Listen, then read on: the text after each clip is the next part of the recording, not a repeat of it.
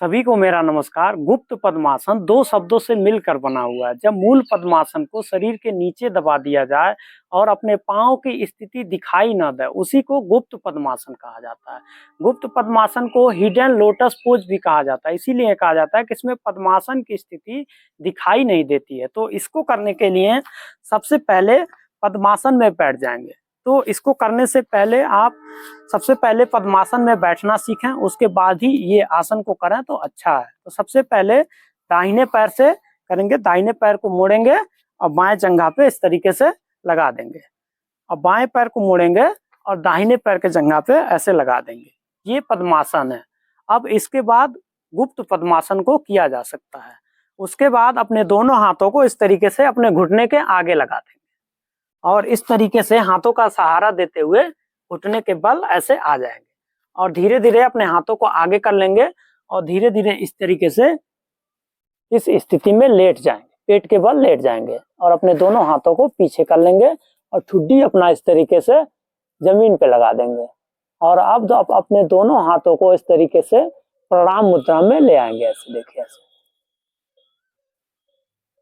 हाथों को एडजस्ट करेंगे और ऐसे प्रणाम मुद्रा में करेंगे और अपने दोनों कोहनी को कोशिश करेंगे अपने हाथ की कोहनी की इस तरीके से जमीन पे लग जाए, ऐसे टंगी ना रहे। जब धीरे धीरे प्रयास करेंगे तो कोहनी ऐसे जमीन पे लग जाएगी इस तरीके से, देखिए। और इसमें श्वास की गति सामान्य रहेगा, सामान्य तरीके से श्वास लेंगे।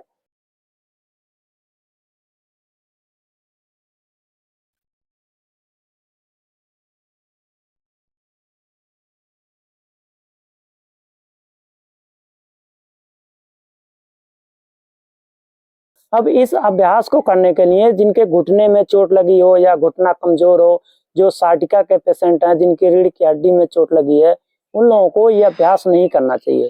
और कोई भी योगा अभ्यास अपने शरीर के सामर्थ्य के अनुसार ही करें। जितनी देर आप आसानी से कर सकते हैं उतनी देर करें, किसी के कहने पे काम में ना आए। आपका शरीर जितनी देर आराम से कर सकता है उतनी देर करें।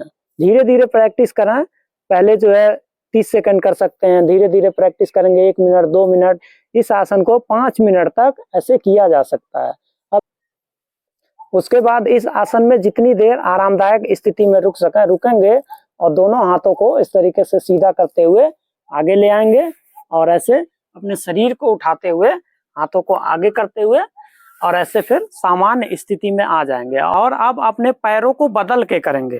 तो पैरों को खोल लेंगे इस तरीके से, पैरों को सीधा कर लेंगे। और जिनको थोड़ी मोड़ी पद्मासन में दिक्कत होती है तो वो अपने पैरों को ऐसे जो है थपथपाया करें। तो इससे जो है पद्मासन जब खुलता है तो हमारा ब्लड सर्कुलेशन ऐसे हमारे पैरों की तरफ आ जाता है, तो उससे फिर सामान्य हो जाता है। अब पैरों को बदल के करेंगे। पहले हमने जो है दाहिने पैर से किए थे, अब बाएं पैर को मोड़ेंगे, बाएं पैर को मोड़ेंगे और दाहिने जंघा पे ऐसे लगा देंगे और दाहिने पैर को मोड़ेंगे बाएं जंघा पे। ये हम जो है पैरों को बदल के दोबारा से कर रहे हैं। इसके बाद अपने दोनों हाथों को इस तरीके से घुटने के आगे लगा लेंगे, हाथों का सहारा देते हुए ऐसे उठ जाएंगे और इस तरीके से धीरे धीरे पूरा लेट जाएंगे ऐसे। और फिर अपने हाथों को पीछे करेंगे और ऐसे प्रणाम मुद्रा में ले आएंगे, देखिए ऐसे। और अपने हाथों को इस तरीके से अपने कोहनी को जमीन पे लगाने की कोशिश करेंगे इस तरीके से, देखिए। श्वास की गति सामान्य कर देंगे। अब इसमें देखिए लाभ कहाँ कहाँ हो रहा है, इसके लाभ क्या क्या है। तो जिन लोगों को गलत तरीके से बैठने से रीढ़ की हड्डी में टेढ़ापन हो जाता है या कोई परेशानी हो जाती है तो उसके लिए ये अच्छा है। और उसके बाद ये आसन हमारे मन को शांत करने के लिए, हमारे शरीर को शांत करने के लिए, जिस तरीके से पद्मासन में बैठने से हमारा मन और शरीर धीरे धीरे शांत होने लगता है, उसी तरीके से गुप्त पद्मासन में भी हमारा मन और शरीर दोनों धीरे धीरे शांत होने लगता है। और इस तरीके से अपने शरीर के सामर्थ्य के अनुसार जितनी देर हो उतनी देर रुकेंगे।